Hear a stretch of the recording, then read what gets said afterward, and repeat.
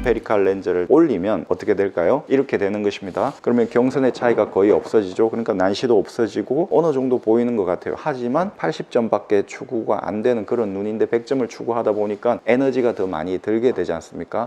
여러분 안녕하십니까, 아이구루입니다. 눈과 관련해서 100점이 아니라 80점으로 살려고 해야 된다, 그런 말씀을 드려보도록 하겠습니다. 어떤 배우의 아버지가 그 배우에게 조언을 하는 그런 영상이 유튜브 쇼츠 이런 데 나와서 봤는데 하나가 기억에 남았습니다. 100점이라고 생각하면 본인을 퍼포먼스가 80점밖에 안 나왔을 때 항상 80점으로 살게 되지만, 나 자신이 80점짜리라고 생각을 하면 퍼포먼스가 80점으로 나왔을 때 100%로 살게 된다, 이런 말이었죠. 자기 자신의 그릇을 냉정하게 메타인지적으로 볼 수 있어야 된다, 이런 의미도 되겠고, 자기 자신에 대한 욕심을 좀 내려놔야 된다, 이런 얘기도 되겠고, 지난 영상에서 말씀드렸지만 저는 어떤 개념, 저만의 방식으로 이해하려고 합니다. 그걸 잘 이해하기 위해서 비법을 동원하려고 하는 거죠. 대충 머리로는 이해가 되지만 마음으로 이해가 안 되는, 그러니까 깨달아지지가 않는 거죠. 오늘 시력 검사를 하면서 완벽하게 이해가 되었습니다. 어떤 할머니께서 오셨는데 말씀이 좀 어눌하신 분이에요. 의사소통이 80% 정도밖에 안 되는, 그러면 시력 검사할 때 좀 어려움이 있죠. 2022년도 10월 달에 오셔서 오른쪽은 플러스 275에 마이너스 025 75축이었고 왼쪽은 플러스 200이었습니다. 그런데 좀 덜 보인다, 그래서 검사를 했더니 오른쪽이 플러스 300, 난시는 마이너스 075 90축이 됐죠. 그러니까 원시가 한 도수 올라갔고 난시가 두 도수 올라갔고 축이 90도 완전 도난시가 되었고, 왼쪽은 시력 검사가 잘 안 되는 거예요. 잘 안 된다는 게 깔끔하게 딱 떨어지는 느낌이 안 날 때, 그런 어떤 손맛이 안 날 때, 이거 아닌데 라는 느낌, 2% 부족한데 라는 느낌, 나이가 드셨어도 의사소통이 원활하게 되는 분 같으면 문무법을 하고 0.6 정도가 보이는 시점에서 난시 검사를 하고 이런 식으로 루틴대로 갈 수 있겠지만, 이분이 그런 식으로 했을 때 따라오지 못한 분이었다는 것이죠. 그럴 때는 그야말로 짬에서 나오는 바이브로 이 사람이 난시가 있을 수 있겠다 라는 생각을 해야 되는 것이죠. 감을 이용한 겁니다. 왼쪽이 플러스 200인데 플러스 300일 수도 있지 않을까? 난시가 있는데 플러스 200으로 스페리칼 도수가 올라가는 상태면 난시가 없는 것으로 자각식 검사에서 나올 수 있다는 감으로, 오른쪽이 플러스 300에 마이너스 075니까 왼쪽도 플러스 300을 한번 넣어보자 라고 생각하고 한번 넣어보는 거죠. 플러스 300을 넣어본 다음에 난시 검사를 했을 때